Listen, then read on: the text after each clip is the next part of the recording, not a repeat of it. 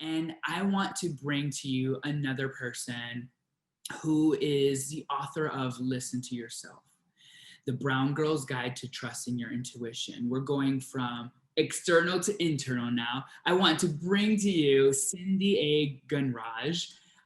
Welcome, Cindy. Congratulations. You're also on a second book with us. Tell us about your book, Listen to Yourself. Yes, I love how you said we're going from external to internal, because that is so it. Right. So this is a great, I know, right? This book, it's really, I was doing this work before I wrote this book, just like some of the other folks have said. It's like helping, I was helping people in my coaching business recognize their intuitive talk, their signals that they miss, that that is talking to them in different ways. Wow. It could be the hairs standing up. Signals. Like, for example, if they're dating after divorce and they're going on a date and their gut's like, ooh, when they meet that person, and it's like, well, listen to that, and then it's like seeing a pattern, because the thing about, I'm just so passionate about listening to yourself, because that is how you save yourself from a lot of mess. And I want to talk about that. I love that you're saying that right now, because there's something very interesting about your title. The subtitle says The Brown Girl's Guide to Trusting Your Intuition. I want you to speak a little bit about that. What problems or troubles are our brown girls, our beautiful brown girls, running into, and what unique problems are they facing that they do need to be trusting their intuition? Can you speak about that?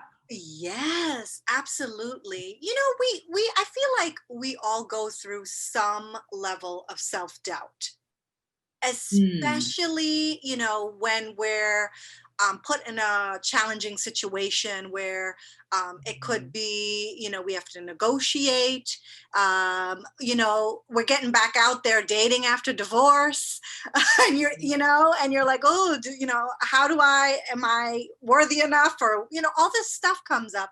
And what I found, Ramses, is brown women, they have that stuff, but they have a whole other layer as well. And that is like, they, most of the time they grow up in this close-knit cultures that a lot of stuff is asked on, and put on them.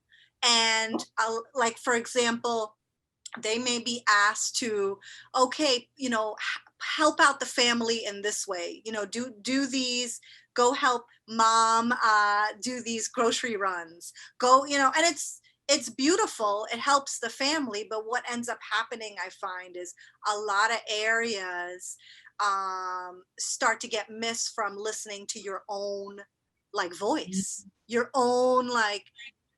Yeah, it sounds like you're helping them overcome that guilt trip, the things that are imposed upon you. I kind of seen that happen. Yes, because I call it the external noise, because that is part of the other layer, is like, okay, how do I make, mom and dad happy? How do I make auntie happy?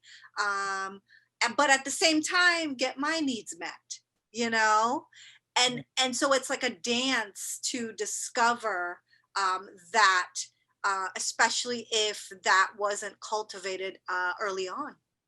I love that. And, I know you, so I know you were thinking of someone in mind when you were writing this book. And so when they're trying to overcome this kind of the impositions, the expectations are put upon them, what issues are your brown girls, that brown girl you imagined when you wrote this, what issue is she ending up running into by not having listened to her intuition or overcoming the expectations? What does her life end up looking like? What does she run into?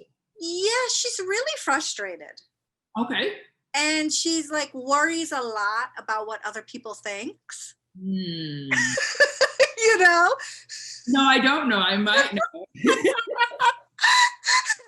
So And it's like almost like it starts to feel like a rat race, oh, because it's like you're catering to other people's needs, mhm, and you're not listening to your own intuitive pull, so you miss opportunities and mhm. you miss your direction, and then you become frustrated. Yeah. And is she saying things, and I think I heard you talk to this, and I want you to talk about it a little bit here. Is she saying things like, I feel like I'm not doing the right thing yet, or I'm not fulfilled? What is she saying that, what thought is she thinking that's going to help her realize your book is for her? She's going to be saying, I'm so frustrated. I just want to make everybody happy. That's what she I've heard that. I love that. I love it's I have to laugh because it's something I actually do hear a lot of people saying. It's so true. And it's been such a beautiful journey to see this come out and this new work that you've developed. And this is your second book with us. So I want you to speak about the process of your second book with the Author Incubator. How was it different? Oh, this was definitely, I walked the walk of listening to my intuition. I would Sure. say, I was moving from West Coast to East Coast, and that was on an intuitive pull. It was like, you need to move back to be closer to your family. And my dad, he's going through cancer and stuff. So it's like, I was writing this book as I was making this transition. So there's a lot of beauty in this book for a brown woman who is really wants to have that close relationship with their family, as well as that closer walk with trusting themselves. I love that. And I'm curious to know your exact take on this. How did our process at the Author Incubator help you, being an intuitive, being someone who is brown, being someone, how did it support you creating a message that was unique to you in your life, in your perspective? Yeah, I think the biggest thing it did was provide the structure. Mm-hmm. And you need structure. Without structure, nothing happens. Well, I get it. Yeah, wow. You really leaned into it. You were done, on point, no questions asked. So congratulations on this. I think this is such powerful work in these times. What, making high stakes decisions. I can see this impacting your ideal client, reader, person you want to inspire in a very big way. So that's beautiful. Here you guys have it. Listen, it's called Listen to Yourself, the Brown Girl's Guide to Trusting Your Intuition. Cindy Gunraj. Congratulations on your next book. Do you have your title, your cover? Yes, it's right here, and I will bring it up here. Check it out. Listen to yourself, folks. Beautiful work, Cindy.